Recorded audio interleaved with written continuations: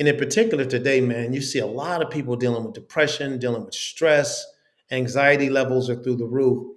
And I really believe with all my heart, as a person who studied and researched this, that a lot of this is tied up in our mental well being as a result of a lack of self care and a lack of an emphasis on our role in the wellness journey. But what it takes, man, is ownership. And it's ownership for my personal wellness sake. I'm not doing this because it sounds good. I'm doing it because it's good for me. And it's good for those people that love me and care about me, that I'm taking the time to fill my tank. Welcome to the Happy, Healthy Human podcast. I'm your host, Paul Leviton. What do the happiest, healthiest humans all have in common? They are students of success. In my mission to help both you and I become the happiest, healthiest humans we can be, I have studied success at all levels.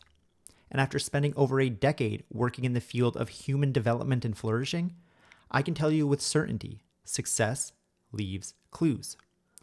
On this show, I investigate and explore the common clues and foundational principles that tie together success in all areas of life. Whether it's happiness, health, wealth, relationships, it's all a part of the human experience. By following these success clues and understanding the underlying success principles, you will find that success is not simply a possibility, it's guaranteed. Every Tuesday, I give you simple, straightforward action steps and tools using these clues and principles of success to help you become the happiest, healthiest human you can be. Darrell Andrews, better known as Coach D, is a renowned motivational strategist, speaker, author, and executive worldwide coach. He has consulted and coached thousands of people and organizations such as Walmart, Verizon, and more on topics like self-care, leadership, core values, and teamwork. In this episode, we discuss the similarities between the success principles that Coach D teaches around the world to Fortune 100 companies and the principles he's used to build a beautiful family, raising 5 successful children and maintaining a strong marriage lasting over 30 years and counting. Please enjoy this conversation with Coach D. Andrews. Why are you so passionate about self-care? That's a really good question, Paul. Strangely enough, I've been passionate about it for about 20 years. So I've been at this a long time as a speaker, trainer, coach, consultant. And I'm passionate about it because I'm passionate about the well being of people. You know, I'm a father, I'm a husband, I have friends, I have colleagues, I mentor a lot of people. And in particular today, man, you see a lot of people dealing with depression, dealing with stress, anxiety levels are through the roof. And I really believe with all my heart, as a person who studied and researched this to the nth degree and all of that, that a lot of this is tied up in our mental well being as a result of a lack of self care and a lack of an emphasis on our role in the wellness journey. So I care about this because I just want to see people in a better place. I think that in the workplace and society and families, when people take time to fill their tanks, they have way more energy to fill others. So I just believe it's a contribution that we make to society. I mean, we coach, consult corporations and businesses and organizations and individuals, but we see it more of a mission than just work, or a business per se. We love empowering people to empower themselves to make a difference. And so been my passion for years, man, for years. I love that empowering people to empower themselves. And I Hmm. love the analogy or the visual of filling ourselves up, right? Fill up your tank. You can't pour from an empty cup is something that gets said a lot. But when it comes to self-care, I feel like it's almost cliche at this point where people talk about it so much, like self-care, self-love, all this stuff. But it's one of those things that gets thrown around so often, but we don't know exactly what it even is. Hmm. So, how do you start to give this to someone, and how do we break away from the cliche of just like, just bubble bath and mimosas because that's self-care? I love that question because I actually throw that one out a lot when people talk about it because everybody thinks that self care is smoothies and yoga class. And what we try to tell people, and I think it's the thing that's kept us relevant in having this conversation for years, is we're talking about the psychology of it. We have to understand that self-care is steeped in mindset. It really is. I'm a big fan of growth mindset. I don't know if you're familiar with that. Dr. Carol Dweck. And I understand that a lot of times it's easy for people to just throw terms out because it sounds good. But you and I both know, man, as experts in coaching and doing what we do, that what sounds good doesn't necessarily get done. You know, and so I can tell you all day long, you should do self care, and everyone's using it and talking about it. But what it takes, man, is ownership, and it's ownership for my personal wellness sake. I'm not doing this because it sounds good. I'm doing it because it's good for me. And it's good for those people that love me and care about me, that I'm taking the time to fill my tank up. And so we don't talk about it like other people talk about it. What we say about self care is that self care is a precursor to wellness. And so if I want wellness, if I want to feel good, if I want to have a great state of mind, if I want to have a sense of life balance, I want to have a sense of career fulfillment, I'm not going to live a lopsided life where I'm constantly pouring out all the time. I'm going to take the time, just like you take that car to the gas tank, to go fill my tank up so that when I go to work, when I take care of my family, when I'm with my spouse, I have something to give because I have a full tank. And so when we say self-care, it's an action, man. It's something that you have to actually do to energize yourself. It's not just doing it because, celebrities are talking about it or the latest talk show or whatever, all the different things that's going on. I'm doing it because for me, it's a necessity, you know? And it's interesting if I'll just use this scenario.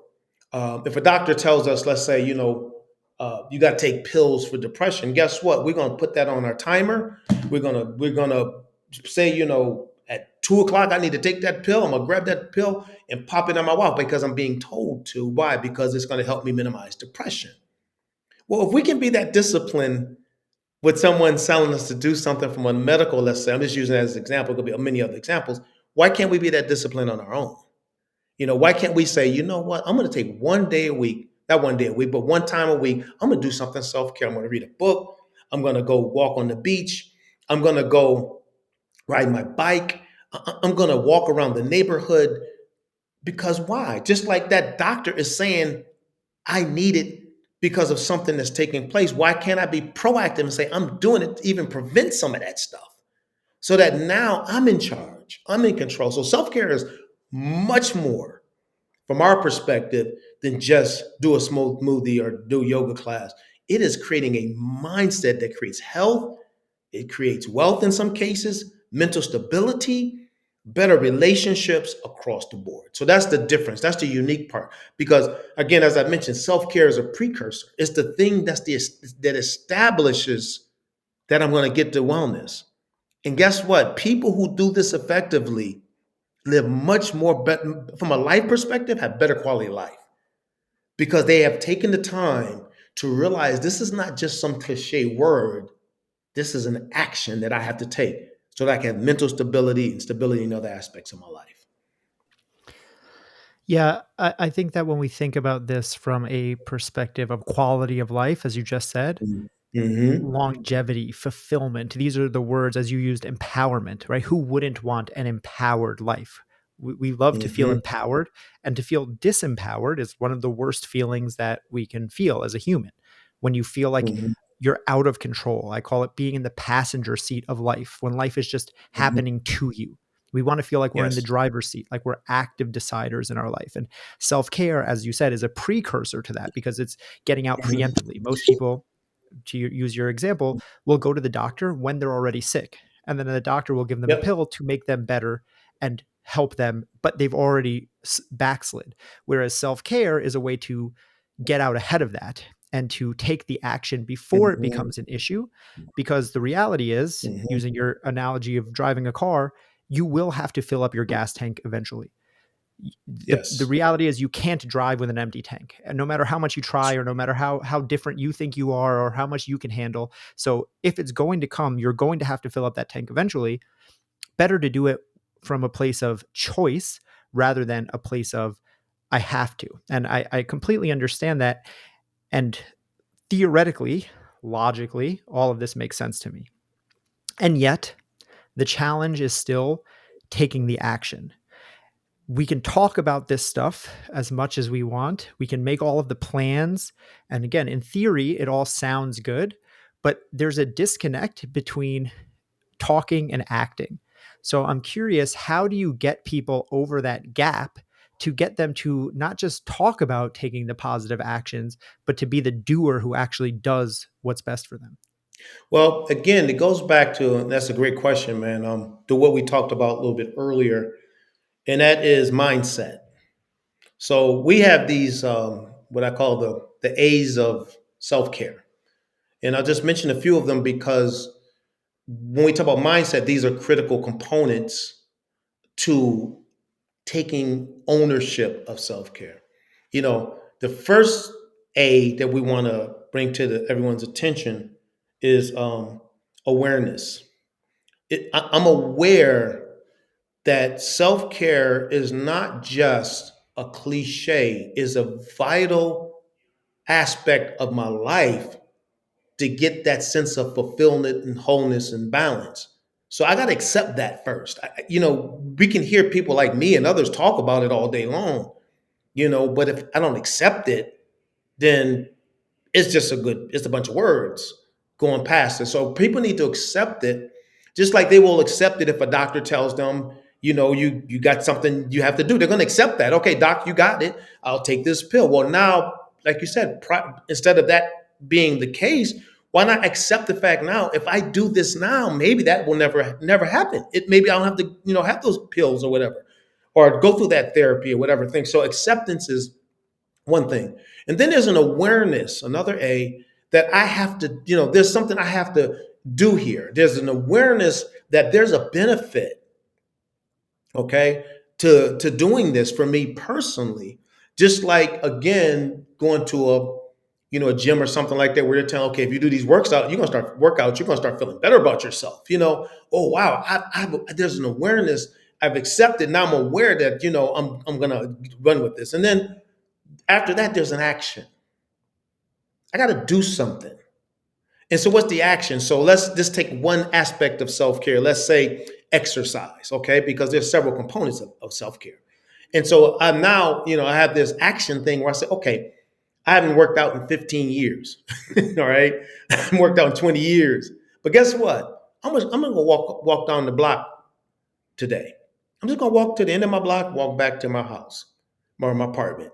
Next day, I'm going to do maybe 2 blocks. And then maybe after that, I'll do 3 blocks. You see? And so what is it doing? And that's not some big step there. That's not like I'm saying I'm going to have this big workout plan. I think that's some of the problem. People get these systems that are too intense for them. Start small and do something. And so why? Because now I'm taking action. And people may be saying to me, why are you going out the house now? I'm going to walk a few blocks. Why? Because I've decided that I'm going to start slowly taking my health into my own hands. I'm going to change my diet. I'm going to say, hey, I love burgers and fries. Okay. I'm just, again, using scenarios. I mean, and most people do, especially you in Austin, Texas. That's all they have out there is burgers and steaks in Texas there, Paul. Come on, man. And so what I'm going to do this time is I said, you know what? Every time I go to a restaurant, maybe one time I'll go have a steak, but then sometimes I'll go someplace and eat salads. So I'm going to balance it. Or when I cook, I'm going to add more micronutrients. I'm going to put those greens in there. I'm not saying dismantle your diet yet, because see, that's what the problem is. A lot of us who are experts always tell people to get rid of stuff. And it was that easy, my friend. Everybody be doing it. We want to do it a little bit at a time until it becomes a habit. And so with self-care, the last part of the A's is accountability. Now I'm saying I'm going to do these things. Now, who can I be accountable to? Is it a coach? We coach people. I'm not trying to do a sales pitch, but that's what we do. We coach organizations, we coach individuals, because we know that most people on their own can't stay the course. That's all of us. That's just the human experience until you get past a certain stage where it becomes a part of a system. Let me give you a quote that I live by, and that is this: you don't rise to the level of your goals, you fall to the level of your systems. And so once those systems are in place, Now you put it on autopilot. Like this morning, I got up 5:30. Did I feel like getting up at 5:30? No, but I went to bed because I have timing with that too. So I'll get up, I roll my old self out the bed, and I go to the gym. You know what I mean? I haven't played college football in 35 years, but it don't even matter. I get up and I go work out. Why? Self-care is important from an exercise standpoint. So I put these systems on autopilot. So again, just keep in mind that that acceptance, that awareness, that action, and that accountability sort of systematizes this process. So it goes from, this is important, what we do. This is a real important statement. It goes from what we do to who we are. And once it becomes who we are, we're in now, because we don't have to think about it anymore. So that's the main, when we talk about this, there's a totally different perspective from us, man, because we understand this is just as important as any aspect of life when it comes to progress. We got to put self-care in the middle of it, because everybody's going to talk about wellness. We have wellness directors in these companies and all that kind of stuff. But that doesn't mean anything if people don't own self-care. I love the 4 A's, very similar to what I teach, acceptance, awareness, accountability, action. Mm-hmm. This is what I call the foundation of everything. Like you just said, all progress is built on top of that. Right? It's Mm-hmm. literally the bedrock foundation Yes. that everything is built on. And you mentioned that as you go through this stuff, it kind of shifts who you are internally.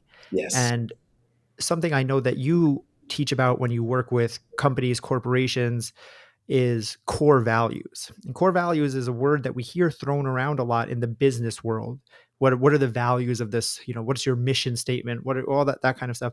But I'm curious, how do you see core values coming into play on an individual level when it comes to us as the individual creating the habits that we want, the routines that we want, and building the happy, healthy life that we're going for?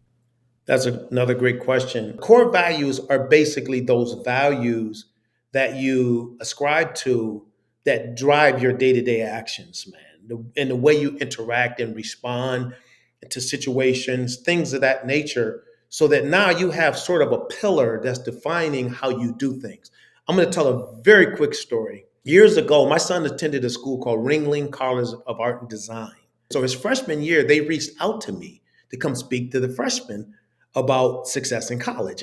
And so I went down to speak to them, and I shared about creating dream teams, and for the next 4 years running with people that's going to want to do well in school. And the young people loved it. My son attended, which was funny because he told me, he said, "Hey, Dad, I've been hearing this for 18 years. So I really don't have to come." I said, "Well, boy, you better show up anyway because I'm there speaking." But anyway, so he was there and he was with his friends. It went very well. But afterwards, the dean of residence life walked up to me and said, "Mr. Andrews, what are you teaching your son?" I said, "Well, what do you mean?" I said, "He's only been down here 3 weeks. Have things changed?" And he said, "No, he's one of the most respectful young men on this campus. He calls everybody ma'am and sir. If there's a doctor, it's Dr. So-and-so. I tried to get him to call me by my first name, and he won't do it." He said, "What did you teach him?" Oh, I said, "No, no, no, no, no, sir. That's one of our values as a family. And as a family, I taught my kids, when you speak to adults, ma'am, sir, or if they're doctor, whatever, call them by that. But that's showing them respect." And so he said, "Man, phenomenal job raising them." So I saw my son later, and I gave him a big old hug. He has a real deep voice. Yeah, like, "Dad, what's that for?" And I said, "Son, you just made your family proud, man." I said, "One of your deans came up to me and told me how you call everybody ma'am and sir." And he looked at me. He was on his way to class. He was rushing. He just walked. He gave me a hug and he said, "Oh, Dad, you know, that's just who we are." See, core values define who you are, and people start to know you by it. Integrity, respect, team synergy, all those things. And so, on a personal level, just like a corporation has core values, we need to have them. We need to have discipline, and we need to have focus. One of my core values is focus, and I'm going to be focused on doing things and accomplish things. Why? Because I'm moving it from what I do to who I am. Core values reshape your whole, they can reshape your whole life if done right, because you now are operating out of a system that you've established based upon values that's going to define how you do everything. So I'm telling people, when we talk about this on a personal level, make sure you have 3 or 4 or 5 different values that you live by, that you operate by. If you're in business personally, operate by, because that's going to decide how you operate on a day to day basis. And I can guarantee you this, you're going to produce results, especially if you're consistent, because the core values become anchors to everything we do. So I hope that that information will be helpful to some folks out there. Yeah, I definitely think it will. I think it is so important. As you said, it's an anchor. It's the guiding light, the pillar that we are able to lean on. I look at it as a lens. I view Mhm. everything through the lens of my core values. Yes. So my core value is honesty, is one of them. Hmm. So anything that I'm thinking about, it's like, does this take me closer to or farther away from my value of honesty? So when Hmm. I have that feeling of being dishonest, or lying, or taking the easy way out and kind of cutting corners, I have to run that through my lens of honesty, and I go, oh god damn it, and now I have to Yeah. be more honest. See, your Right. anchor. Like one of my big ones is respect for others. And so, give you a prime example. If I'm in a situation where I'm being disrespected, my question now is to myself is, am I now going to disrespect this person because they're disrespecting me? And so, what I can do in that situation is I can say to myself, this person's disposition will not reshape my paradigm. That's what they're doing. That's who they are. I am who I am. So I'm going to continue. I always tell folks, we can agree to disagree agreeably. That's all. No hate, no anger, no nothing. That's how you think. And this is how I think. So your values don't have to be thrown off because other people's, and that takes emotional intelligence, my friend. So now we got to look into a whole nother realm, because now I need to be able to control myself in situations and scenarios that I have the upper hand. One of the greatest, I say, blessings of my life, I've been mentored by some people who've done some pretty powerful things with their lives. And every last one of them that I've had a chance to interact with, one thing they have is a great sense of self control. A great sense of self control. It's almost like they're not moved by things. They respond to things, but they know what their response is going to be. It's very calculated, and it produces amazing, amazing results. So, no, you're right. That value is going to make you ask yourself questions. It's not about that other person, they just get the benefit of it. But you also get a benefit, and that is you don't have to be all over the place, man. You can control this thing. Self-control is, again, at the root of everything, going back to the analogy before of driver's seat versus passenger seat. Mhm. But I'm actually interested because before we started recording, you were telling me that you just got back from a cruise with your family, and you just told that great story about your son. And you mentioned that you've been married for over 30 years and have 4 kids. And I would be remiss if I didn't ask for some of the wisdom and knowledge that takes, because so again, as we spoke about before we started recording, what I'm always looking for in this show is the common threads of success.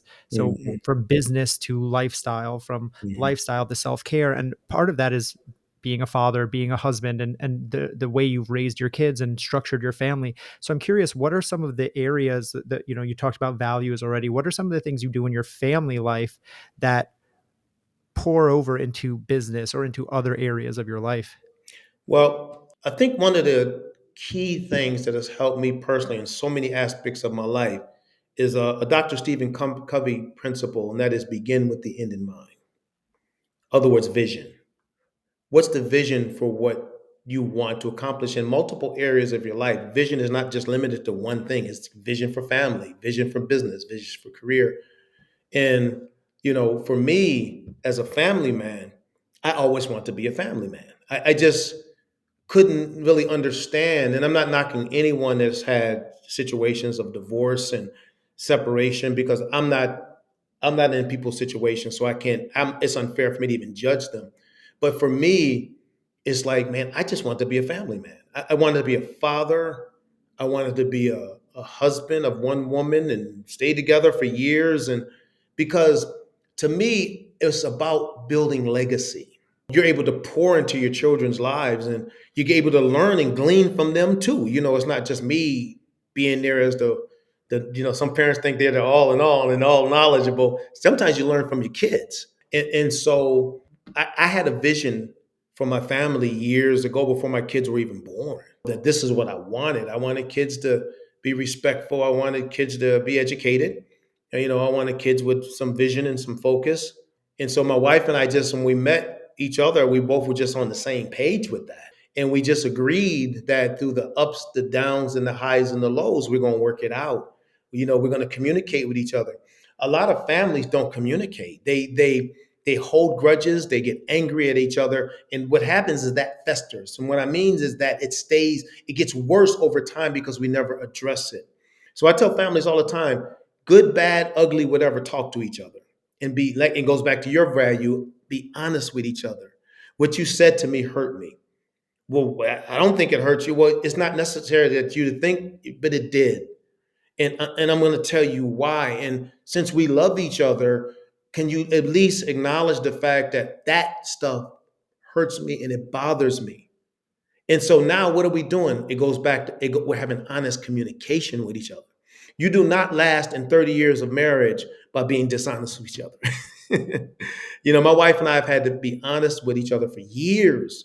And there's times she say things to me and I cringe because I think that's not me, but that's what she's seeing. And so I need to start thinking, okay, if she's seeing something, then I need to recognize that's what she sees. And how do I make some adjustments to make it easier for her to interact and communicate with us? And I'm not going to say it's been roses, man. We've had roller coaster rides galore. But when it's all said and done, like that story I shared with you, we do have this result. And again, 4 beautiful kids, aged 13 to 26. My oldest 3 kids, we were told was medically impossible to have kids, and then we adopted our youngest, who we don't. I mention that, but I don't really even often mention that she's adopted because she's just as much one of us as any of the other kids. But I'll say this: you got to make it a priority, and you got to make it a priority to fight through the highs, the lows, the ups, and the downs, and say, this is what I want. So for me, I take great pride because I stand on stages. I speak all over the country, all over the world. I coach high level people. I coach people that sometimes aren't so high level, but they're trying to do self-care or whatever. And I can speak with a big smile on my face when they ask me about my life because I made this choice. And so, yeah, man, it can be done, but it takes diligence. It takes dying to self sometime, which means that, hey, it can't just be about me. It's about listening and hearing to other people from other people's thoughts. I'll say this and I'll end it. My youngest son, I asked him one time, this is just being vulnerable and being candid. I said, son, if there's something you can change in your dad, now you talk about being a dad, this is a question that this is a loaded one here, man. What would you change? He said, do you really want to hear the truth? I said, absolutely. See, that's a part of it too. Sometimes asking those tough questions. He said, Dad, sometimes I think you're sensitive to things a little too much. Like something will be said to you and you'll respond to it a certain way. Now, what was funny is I was ready to respond to him. When he said it, I'm like, no, I'm not. I was ready to be sensitive. But then I paused and I said, so give me an example. And he gave me an example and I said, I got it. And you know what I started to do? Work on that. And then a month later, I went back to him and asked, how am I doing, son? You know what he said? Dad, it's wonderful. You changed. You see, when you love someone, you're willing to ask those tough questions so that you can have a better relationship. And so, again, I don't know if this helps, but man, we're 30 years in, 4 kids. I live a beautiful life. Like you said, just took a cruise with all of them, had a ball. Yeah, that certainly does help, and I think that it's inspiring and encouraging. Like you said, 30 years, 4 kids, you're doing something right, and Yeah. it's interesting. One, so many different pieces of what you just said. What you just said about that conversation with your son. You mentioned open communication being important, not just with your wife, but with your kids as well. And what you just explained about how you went and asked, "Hey, what am I doing wrong? What could I do better?" And then you came back. In the business world, that's called a 360 review. That's a manager or a boss or an owner going back to speak to their subordinates so that they can get more accountability, as you said, is an important thing. And not just looking for accountability for those above us or those on the same level as us, but those theoretically hierarchically below us as well is important, because we need to be accountable to them just like they need to be accountable to us. And it's interesting, as you were talking about your marriage, Stephen Covey, 7 Habits of Highly Effective People is my favorite book of all time. Start with the end in mind. I literally use this analogy pretty much every episode. Anyone listening will have heard me said, you don't end up at a destination you didn't set out for. You don't accidentally hit a bullseye on a target. So having that thought in your head of like, this is what I want. This is what the vision I have for my family. And it brings up a study I read, which is interestingly that they studied different cultures' marriages and compared cultures that had arranged marriages compared to Western cultures where marriage is more about love and we choose our own partner. And what they found was that the arranged marriages actually had a much higher success rate. And what they found was that's because when people are in an arranged marriage, they come into it with the mindset of, we are going to make this work. My parents, it doesn't matter why, like, it's not like, this isn't about love. This is about creating a family unit to make a better life for our future children. Whereas in a westernized society, we have this kind of fairy tale view of love and marriage, and like everything should be perfect and everything should just be sunshine and rainbows all the time. And then often that isn't the case in reality. And that's why the divorce rates are so high, because we just move on to looking to the next thing, as opposed to when the stronger marriages have, that's not that they don't go through the same turbulent times. As you said, it's not all flowers and rainbows for you guys, but it's the resolve that the commitment has been made that we are going to work it out. When I tell my clients all the time, it's not if hard times come, it's when. It's always going to come. And again, this is relationships, this is business, this is health, this is anything. If your mindset is like, I'm good when it's good, but when it's hard, I'm going to give up, there's no way you can ever succeed in life like that. The resolve has to be, when it's good, I call those gimmies. Those are layups. Those are easy. I'll take those, cookies, give me. But when it's hard, when the rubber meets the road, when the grind is really happening, that's when the difference is made. And something you mentioned there that I really would like you to expand upon is the word legacy. You mentioned that the reason that you've resolved so much to create this life, to build this life that you have literally created out of your own vision, was because of your legacy. So what does that word mean to you, and what is the legacy that you want to leave behind? Man, I'll tell you something. I remember I took my son to this father-son event up in Denver, Colorado. It was way up in the middle of the mountains. It was nice. Good time, spend time with him, and done some things with my daughters as well. Man, I'm make it seem like it's all about my sons, but me and my daughters as well, and spend quality time with them. Matter of fact, my daughter just recently graduated from American University, and she started a nonprofit to help orphans in Nairobi, Kenya. So we've been back and forth to Kenya countless times to work with the orphans, and she calls them. She doesn't like using the word orphans. There's another name she have for them, but so I'm proud of what my children stand for. What they've kind of.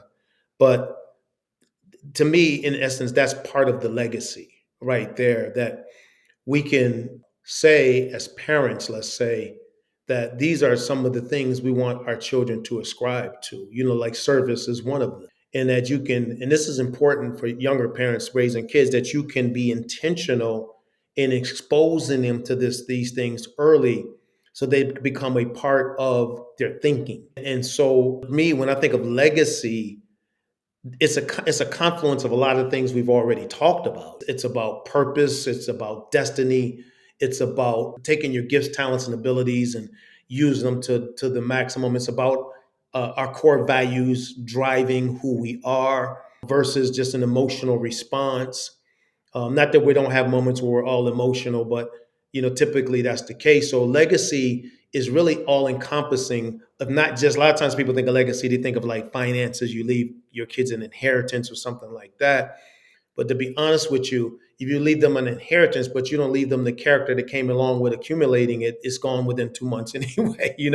There's a way that you have to raise to understand this. We did this to keep building upon something. So when you think of legacy, it's really what do you want people to represent maybe long after you're gone? And so those things such as character, work ethic, all those things, you pass it on. I don't just expect it, like say, hey, I want you to be this decent person and I'm not decent. I want to be that example of decency to you. So those are just things that I think that are important when you think of legacy, because the reality is, this is the truth, Paul, man, and this is gonna maybe be a hard reality to some folks. We're gonna leave a legacy one way or the other. We just are. And that legacy is going to be the one where it's going to advance, or it's going to be a legacy that pulls back, that causes demise. Let me say this. If any of my children were on this call with us right now, there's one thing I say to them, and please, I don't want anybody to think I'm perfect, because these are just things that I do, all right? Because I have flaws like everyone else. Every Christmas, every birthday, Father's Day, they'll ask me, Dad, what gift do you want me to get you? All the time. And this, I'm not making this up. I say, what do you think my answer is going to be? And they'll look at me. Okay, Dad, just love one another. I said, there you go. I said, if your siblings, brothers and sisters can love each other, love your mom, that's the greatest gift. That's all. That's all the gift I need. I don't need it. Gifts are nice.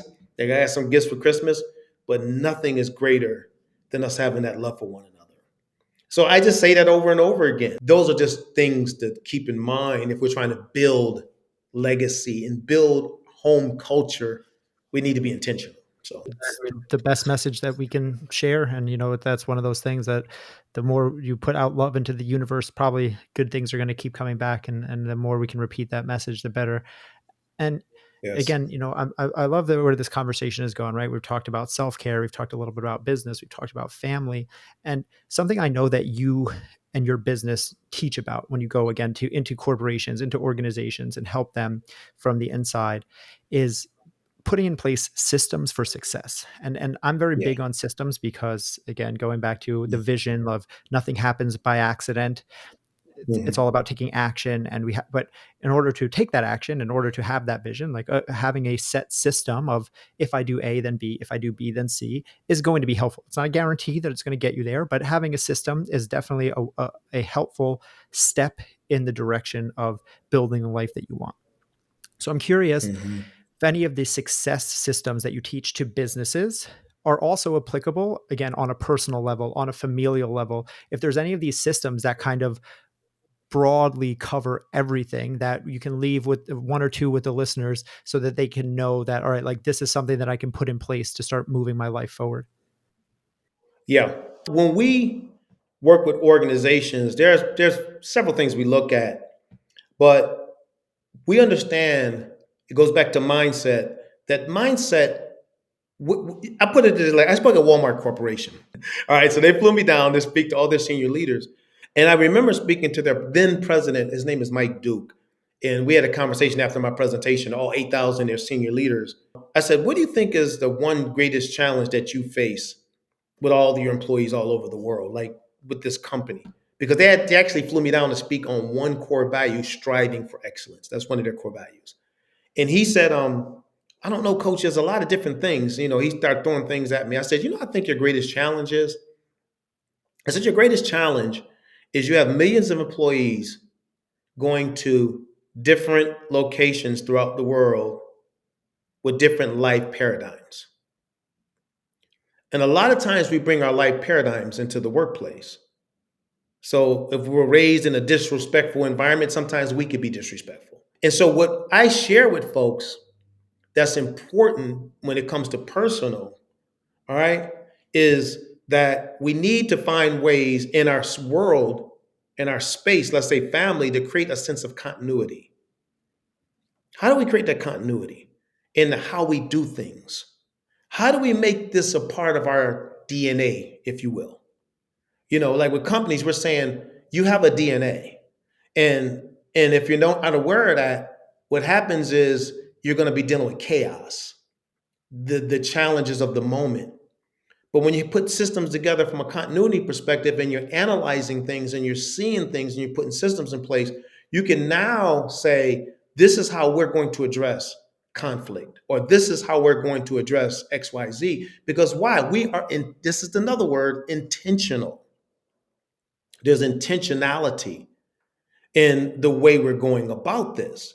And so, like an example is I worked with this one company years ago. I won't mention their name because I'm going to be talking about a specific leader that was within this company, but they went from like $0 to $5 billion in like 3 or 4 years.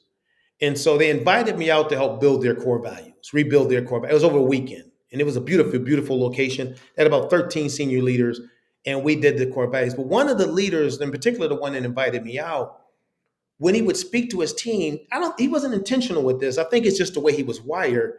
He would stand and he would look out at them, and it was very intimidating. And so I remember I watched this over a period of a day, and I said, I'm not going to say anything now, but I'm going to get him to the side and we're going to have a conversation. So we did. And I shared with him, I said, one thing I want you to immediately recognize, even though you're the person that invited me in, is this: your team is intimidated by you. I said, when you speak to them in a tone that's very demanding, demeaning. You're the one in charge. Whereas when they speak more from a we perspective and the way we are as a team. I said, you should probably be a little bit more like your team. And I said, they're going to respect your position, but it would make them feel more comfortable in doing their work. Well, anyway, to make a long story short, he made some adjustments. He was frustrated when I first told him because he didn't see it, but he made some adjustments, and in a very short period of time, turned that entire organization around. They were dealing with a lot of controversy, acrimony, attitudes, but just a shift in personality, a shift in interacting with people from a major influencer shifted the paradigm and the culture of that organization. And I remember talking to him, and he said they contacted me about a month, 2 months later. They met with 600 of their sales reps, and the reps were given standing ovations as to the shifts with the core values. So the thing about it is, and I'll just add this to our personal lives. Just like those companies, we need to be intentional. We need to take the time. We can't just say we're going to be a family of values. Are we working on it? Is it something that we're having conversations? Continuity. Are we trying to create continuity in how we do things? With self-care, are we encouraging each other around systems of self-care? All these things, if there's not an intentional effort to do it, it won't get done. That's just the way it is. It'll sound good and it'll feel good, but it won't get done. And so, just like those companies have to take the time to slow down and focus on building those systems, so do we. Let me give you a book that I recommend for everyone to read. I've read it several times. I'm probably going to read it one more time next year. It's entitled Atomic Habits by James Clear. I love that book because he talks about the law of latent potential. And what he says is build one step at a time, and you ultimately produce the result. That's latent potential. The potential is going to produce something. Do it one little step at a time. So as a family, start small, like we talk about with self-care, but build those systems so that you and your children and your spouse and all of that, you'll be able to operate in a mode that most people only dream of. And that's what we would love to see, because that makes for more of a peaceful, harmonious situation in our lives. I think it helps us as a society as a whole. I think even people can get along better, even though they may have varying viewpoints in life, if we focus on building those systems within ourselves. That I love, implementation, continuity. These are words. I love the power of certain words, and these are just strong Mhm. words that, again, you start to think about values and what are the values you want to live by. These are words that I want to remember, right? Like implement. I want to be someone who doesn't just talk. I act. I implement. Continuity. I want my values not to just be at home, not to just be at work, not to just be in my personal life, not to just be my professional life. I want to be the same person, one place or the other. So I appreciate that a lot. And James Clear, Atomic Habits. If there's one book, there's 300 episodes of this podcast. Probably if the one book that's been recommended more than any others is that book. So if listeners haven't read that one yet, I highly recommend going out and getting that, obviously. I had a mentor. His name was Nathan Hill. He was the president of Discover Card. And I remember having a mentoring session with him one time where usually it's about a half an hour. Now, this is what I'm talking about is how values transfer no matter where you are. And so he was meeting with me. It was a great mentoring session, but he said he had a half an hour. And so we started to talk, and I'm loving it. And I'm doing more listening. When you're being mentored, you should listen more than talk. Okay. So I'm listening. And then I noticed it's 30 minutes. And I'm thinking, oh God, we're at that 30-minute point. He's still talking to me. I'm nervous. His secretary contacts him and said, okay, Nathan, we have the board waiting for this meeting. And he told them, he said, give me just a moment. He continues to talk to me. And then a few minutes later, she says, we got contingent from China on the call that's in the board meeting. And he said, tell them all I'll be there in a minute. And so now I'm like sweating because I'm thinking, he's talking to me. You got the board, you got these folks from China, and this guy's talking to me. And so finally, about 45 minutes into our conversation, he said, well, I guess I got to go. So we got up, shook hands. So I said, sir, thank you so much. I learned so much today. And as I was walking out the door, I turned back and I looked at him and said, Nathan, wait, just one quick leadership lesson for me. You had all these people waiting for you, but yet you took the time to talk to a mentee? I said, talk to me about that. And this is what he said, Darrell, I have a valuable lesson, a value that I live by. And that is this: whoever I'm interacting with in that moment is the most important person in the world. And right now, you're the most important. He said, I'm probably going to get in a little trouble in this meeting. He said, but they'll forgive me. But I wanted to let you know that you were important. Gave me a hug and he went on about his way. I went about my way. That's what I mean by a person that lives their values. And that was one of the greatest lessons I've ever learned by a leader of a multi-billion-dollar company that took time to make this young fella feel like, back then young fella, look like, he was important. And I think when people live like that, you end up having people like me tell stories about you like that later on in life. That really is an amazing story. And I mean, it's a perfect lesson to leave with. The last thing I want to ask you, Coach D, if you have one action step that listeners can take right now, as soon as this episode ends, as soon as they take their headphones out to start living a happier, healthier life, what would it be? Journal your life. Journal. Start journaling. Journal. I mean, journal every single day. Then look back on what you wrote. Because journaling gives a picture of the actions and activities of your life. It could be journaling about work, journaling about interactions with people and people that you love. But in the beginning of that journal, write down what you value. So right in the first few pages, write down your values. What is it that what do you want to be known for as a person? Not just in success in business, that's cool too, or career, but put it down. And as you're journaling, let that piece that you see up front in the beginning anchor you in all these experiences. And I know people, if you're like me, over the years, I have several of them because I've filled them all up and I go on to the next one. And you can always look back to see where you come from to where you are. So I would say that would be my advice. Journal with self-care, do a self-care journal and journal your self-care experiences. Included in that could be your values, things of that nature, but journal it, because if not, you'll listen to this great podcast, get all this information, and then a week later, business as usual. And I don't think, Paul, either one of us want that. Love that. It's super actionable, super tangible. So I always appreciate when people give action steps like that. Last thing, Coach D, I have the links for all of your stuff in the show notes, your social media, your website. But if people want to connect with you, if they want to learn more about what you do, where's the best place that they can find you online? Well, again, you can go to my Instagram page or my website.